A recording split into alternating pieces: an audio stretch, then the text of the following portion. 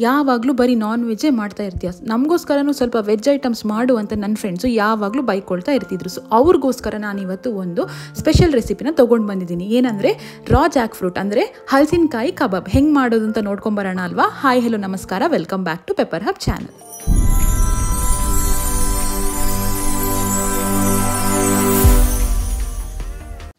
ಈ ಹಲಸಿನಕಾಯಿನ ಕೊಯ್ಯೋ ಮುಂಚೆ ನೀವು ಕೈಗೆ ಹಾಗೂ ಈ ಕೊಯ್ಯೋ ಅಂತ ಕತ್ತಿ ಇರುತ್ತಲ್ವ ಅದಕ್ಕೆ ನೀವು ಚೆನ್ನಾಗಿ ಎಣ್ಣೆನ ಹಾಕ್ಕೊಳ್ಬೇಕಾಗುತ್ತೆ. ಏನಕ್ಕಂದರೆ ಇದರಲ್ಲಿ ತುಂಬ ಮೇಣ ಇರುತ್ತಲ್ವ, ಸೊ ಅದು ಅಂಟ್ಕೊಳ್ಬಾರ್ದು ಅಂತ. ನೋಡಿ ನೀವಿಲ್ಲಿ ಕೊಯ್ದಾದ್ಮೇಲೆ ಈ ಥರ ಮೇಣ ಕಾಣಿಸ್ತಾ ಇದೆ ಅಲ್ವಾ ವೈಟ್ ಕಲರಲ್ಲಿ, ಸೊ ಅದು ಕೈಗೆ ತಾಗಬಾರ್ದು ಅಂತ ಎಣ್ಣೆನ ಹಾಕ್ಕೊಳ್ಬೇಕು. ಈ ಮೇಣ ಇರುತ್ತಲ್ವಾ ಈ ಥರ ನೋಡಿ ಪ್ಲಾಸ್ಟಿಕ್ಕಿಂದ ನೀವು ಕಂಪ್ಲೀಟಾಗಿ ರಿಮೂವ್ ಮಾಡ್ಕೊಳ್ಬೇಕು. ಈ ಕಬಾಬ್ ಮಾಡ್ಕೊಳ್ಳೋದಕ್ಕೆ ಹಲಸಿನಕಾಯಿ ತುಂಬ ಎಳ್ತಾಗಿರಬೇಕು. ಎಷ್ಟು ಎಳ್ತಾಗಿರುತ್ತೋ ನಿಮಗೆ ಕಬಾಬ್ ಅಷ್ಟೇ ಟೇಸ್ಟಾಗಿ ಬರುತ್ತೆ. ಮಂಗಳೂರು ಸೈಡು ಈ ಹಲಸಿನಕಾಯಿನ ನಾವು ಗುಜ್ಜೆ ಅಂತ ಕರಿತೀವಿ. ಎಲ್ಲ ಮದುವೆ ಫಂಕ್ಷನಲ್ಲಿ ಈ ಹಲಸಿನಕಾಯಿ ಸೀಸನ್ ಟೈಮಲ್ಲಿ ಈ ಗುಜ್ಜೆ ಪಲ್ಯ ಅಥವಾ ಕಡಲೆ ಇರುತ್ತಲ್ವ ಅದ್ರ ಜೊತೆ ಮಿಕ್ಸ್ ಮಾಡಿ ಪಲ್ಯನ ಮ್ಯಾಂಡೇಟರಿಯಾಗಿ ಮಾಡ್ತಾರೆ. ತುಂಬ ಟೇಸ್ಟಿಯಾಗಿರುತ್ತೆ ಇದು. ಆ ರೆಸಿಪಿನ ನಾನು ನಿಮಗೆ ಯಾವಾಗಾದರೂ ವ್ಲಾಗಲ್ಲಿ ಶೇರ್ ಮಾಡ್ತೀನಿ. ನಾರ್ಮಲಿ ನಾನು ರೆಸಿಪಿನ ಶೇರ್ ಮಾಡಬೇಕಾದ್ರೆ ಅದರ ಹೆಲ್ತ್ ಬೆನಿಫಿಟ್ಸ್ ಕೂಡ ನಿಮಗೆ ಹೇಳ್ತಾ ಇರ್ತೀನಿ. ಈ ರಾ ಜಾಕ್ ಫ್ರೂಟಲ್ಲೂ ಹಾಗೆ ಫೈಬರ್ ಕಂಟೆಂಟ್ ಜಾಸ್ತಿ ಇದೆ, ಡೈಜೆಷನ್ಗೂ ಹೆಲ್ಪ್ ಆಗುತ್ತೆ, ಸ್ಕಿನ್ ಹೆಲ್ತು ಇಂಪ್ರೂವ್ ಆಗುತ್ತೆ, ಅಲ್ಲದೆ ಬ್ಲಡ್ ಶುಗರು ಕಂಟ್ರೋಲ್ ಆಗುತ್ತೆ, ನಿಮಗೆ ಕೊಲೆಸ್ಟ್ರಾಲ್ ಕೂಡ ರೆಡ್ಯೂಸ್ ಆಗುತ್ತೆ. ತುಂಬಾ ಹೆಲ್ತ್ ಬೆನಿಫಿಟ್ಸ್ ಇದೆ ಇದರಲ್ಲಿ. ಸೊ ಫೈನಲ್ ಆಗಿ ಈ ಥರ ಕಟ್ ಮಾಡಿಕೊಂಡು ಒಂದು ವೆಸಲ್ಗೆ ಹಾಕ್ಕೊಳ್ಳಿ. ಇನ್ನು ಇದನ್ನು ನಾವು ಚೆನ್ನಾಗಿ ಬೇಯಿಸ್ಕೊಳ್ಬೇಕು. ಡೈರೆಕ್ಟಾಗಿ ಕಬಾಬ್ ಮಾಡಿದ್ರೆ ಅದು ಅಷ್ಟು ಚೆನ್ನಾಗಿ ಬೇಯಲ್ಲ. ಸೊ ಬೇಯಿಸ್ಕೊಳ್ಳೋಕ್ಕೆ ಏನೆಲ್ಲ ಮಾಡಬೇಕಂದ್ರೆ ಈ ಜಾಕ್ ಫ್ರೂಟ್ ಇರುತ್ತಲ್ವ ರಾ ಜಾಕ್ ಫ್ರೂಟ್, ಇದ್ರ ಮೇಲೆ ಸ್ವಲ್ಪ ಚಿಟಿಕೆ ಅರಿಶಿನ, ರುಚಿಗೆ ತಕ್ಕಷ್ಟು ಉಪ್ಪು, ಇದನ್ನು ಚೆನ್ನಾಗಿ ಹಾಕ್ಕೊಂಡು ಮಿಕ್ಸ್ ಮಾಡ್ಕೊಳ್ಳಿ. ಸ್ವಲ್ಪ ನೀರನ್ನು ಹಾಕ್ಕೊಳ್ಳಿ. ಸೊ ನೀವು ನೋಡ್ತಾ ಇದ್ದೀರಲ್ವ ಈ ಥರ ನೀರನ್ನು ಹಾಕ್ಕೊಂಡು ಚೆನ್ನಾಗಿ ಮಿಕ್ಸ್ ಮಾಡ್ಕೊಂಡು ಇದನ್ನು ನೀವು ಬೇಯಕ್ಕೆ ಇಡಬೇಕು. ಒಂದು 10 ಮಿನಿಟ್ಸ್ ಬೇಯಿಸ್ಕೊಳ್ಳಿ. ಇದನ್ನು ಸಾಕಾಗುತ್ತೆ, ಬೇಗನೆ ಬೆಂದ್ಬಿಡುತ್ತೆ ಇದು.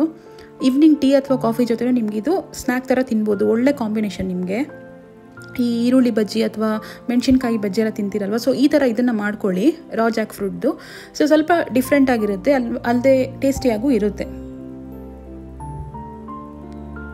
ನೆಕ್ಸ್ಟ್ ಒಂದು ಬೌಲ್ ತೊಗೊಳ್ಳಿ. ಬೌಲ್ಗೆ 7ರಿಂದ 8 ಸ್ಪೂನ್ ಕಾರ್ನ್ಫ್ಲೋರ್, 1 ಸ್ಪೂನ್ ಧನಿಯಾ ಪುಡಿ, 2 ಸ್ಪೂನ್ ಚಿಲ್ಲಿ ಪೌಡರ್, ಖಾರ ಜಾಸ್ತಿ ಬೇಕಿದ್ದವರು ಜಾಸ್ತಿನೂ ಹಾಕ್ಕೊಳ್ಬೋದು, 2 ಸ್ಪೂನ್ ಕಬಾಬ್ ಪೌಡರ್, ಇನ್ನು ಒಂದು ಅರ್ಧ ಟೀ ಸ್ಪೂನಷ್ಟು ಅರಿಶಿನದ ಪುಡಿ ಹಾಕ್ಕೊಳ್ಳಿ, 1 ಸ್ಪೂನಷ್ಟು ಗರಂ ಮಸಾಲ ಪುಡಿ ಹಾಕ್ಕೊಳ್ಬೇಕು.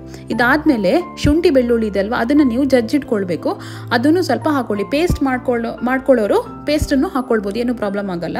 ರುಚಿಗೆ ತಕ್ಕಷ್ಟು ಉಪ್ಪು, ಇದನ್ನೆಲ್ಲ ಹಾಕಿ ಚೆನ್ನಾಗಿ ಇದನ್ನು ಮಿಕ್ಸ್ ಮಾಡ್ಕೊಳ್ಳಿ. ಮಿಕ್ಸ್ ಮಾಡಿಕೊಂಡು ಎಷ್ಟು ಬೇಕೋ ಅಷ್ಟೇ ನೀರನ್ನು ಹಾಕ್ಕೊಳ್ಳಿ. ಜಾಸ್ತಿ ನೀರು ಆಗಬಾರ್ದು, ಇದು ಸ್ವಲ್ಪ ತಿಕ್ಕಾಗೇ ಇರಬೇಕು ಇದು ಪೇಸ್ಟು. ನೋಡಿ ಸ್ವಲ್ಪ ಸ್ವಲ್ಪ ನೀರು ಹಾಕ್ಕೊಳ್ತಾ ಹೋಗಿ. ನೋಡಿ ಈ ಥರ ಇಷ್ಟು ತಿಕ್ಕಾಗಿ ಪೇಸ್ಟ್ ಬರಬೇಕು. ಈ ಥರ ಪೇಸ್ಟ್ ಆದಮೇಲೆ ಇದಕ್ಕೆ ಕರಿಬೇವು ಹಾಗೂ ಸ್ವಲ್ಪ ಕೊತ್ತಂಬರಿ ಸೊಪ್ಪನ್ನು ಹಾಕ್ಕೊಳ್ಳಿ. ಇದೆರಡನ್ನೂ ಚೆನ್ನಾಗಿ ಮಿಕ್ಸ್ ಮಾಡ್ಕೊಳ್ಬೇಕು. ನಾನಿಲ್ಲಿ ಕಬಾಬ್ ಪೌಡರ್ ಹಾಕ್ಕೊಂಡಿದ್ದೀನಿ ಅಲ್ವಾ, ಈ ವೆಜಿಟೇರಿಯನ್ಸ್ ಯಾರು ಇರ್ತಾರೆ ನೀವು ಕಬಾಬ್ ಪೌಡರ್ ಹಾಕ್ಕೊಳ್ಬೋದು. ಅದರಲ್ಲೇನು ಚಿಕನ್ ಪೀಸ್ ಹಾಕಿರಲ್ಲ, ಅದು ಸ್ಪೈಸಸ್ ಹಾಕೇ ಮಾಡಿರೋದು. ಸೊ ನಿಮ್ಗದು ಏನು ಪ್ರಾಬ್ಲಮ್ ಆಗಲ್ಲ, ಕಬಾಬ್ ಪೌಡರ್ನ ಯೂಸ್ ಮಾಡ್ಕೊಳ್ಬೋದು.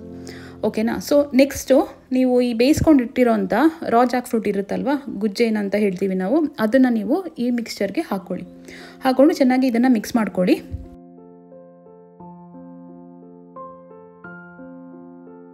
ನೆಕ್ಸ್ಟ್ ಒಂದು ಪ್ಯಾನಲ್ಲಿ ಎಣ್ಣೆ ತೊಗೊಂಡು ನೀವೇನು ಮ್ಯಾರಿನೇಟ್ ಮಾಡಿಟ್ಟಿರೋಂಥ ರಾ ಜಾಕ್ ಫ್ರೂಟ್ ಇದೆಯಲ್ಲ ಅದನ್ನು ನೀವು ಈ ಥರ ಎಣ್ಣೆಯಲ್ಲಿ ಒಂದೊಂದೇ ಬಿಡಬೇಕು. ಸೊ ಇದನ್ನು ಡೀಪಾಗಿ ಫ್ರೈ ಮಾಡಬೇಕು ನೀವು. ಇವಾಗ ಸೀಸನ್ ಅಲ್ವಾ, ಸೊ ಮನೆಯಲ್ಲೇ ಈ ಮಂಗಳೂರು ಸೈಡ್ ಹೋದರೆ ನೀವು ಮನೆಯಲ್ಲೇ ಆರಾಮ್ಸೆ ಸಿಗುತ್ತೆ ಮರದಲ್ಲಿ. ಈವ್ನಿಂಗ್ ನಿಮ್ಗೇನಾದರೂ ತಿನ್ನಬೇಕು ಅಂತ ಅನಿಸಿದ್ರೆ ಇದನ್ನು ಈಸಿಯಾಗಿ ಮಾಡ್ಕೊಳ್ಬೋದು. ನೋಡಿ ಈ ಥರ ಇದು ತುಂಬ ಕೆಂಪಗಾಗಬೇಕು. ಕೆಂಪಗಾದ್ಮೇಲೆ ಆಲ್ರೆಡಿ ನಾವು ಬೇಯಿಸ್ಕೊಂಡಿದ್ದೀವಲ್ವ, ಸೊ ಜಾಸ್ತಿ ಇದನ್ನು ಎಣ್ಣೆಯಲ್ಲಿ ಬೇಯಿಸೋ ಅಂಥ ಅಗತ್ಯ ಇರಲ್ಲ ನಿಮಗೆ. ಈಸಿಯಾಗಿ ಇದನ್ನು ಪ್ರಿಪೇರ್ ಮಾಡ್ಕೊಳ್ಬೋದು. ಎಷ್ಟು ಈಸಿ ಇದೆ ಅಲ್ವಾ ಈ ರೆಸಿಪಿ. ಈ ವಿಡಿಯೋ ನಿಮ್ಗೆ ಇಷ್ಟ ಆದಲ್ಲಿ ಲೈಕ್ ಮಾಡಿ, ಶೇರ್ ಮಾಡಿ, ಕಮೆಂಟ್ ಮಾಡಿ. ನಮ್ಮ ಚಾನಲ್ನ ಯಾರೆಲ್ಲ ಹೊಸದಾಗಿ ನೋಡ್ತಾ ಇದ್ದೀರಾ ನಮ್ಮ ಪೆಪ್ಪರ್ ಹಬ್ ಚಾನಲ್ಗೆ ದಯವಿಟ್ಟು ಸಬ್ಸ್ಕ್ರೈಬ್ ಮಾಡಿ.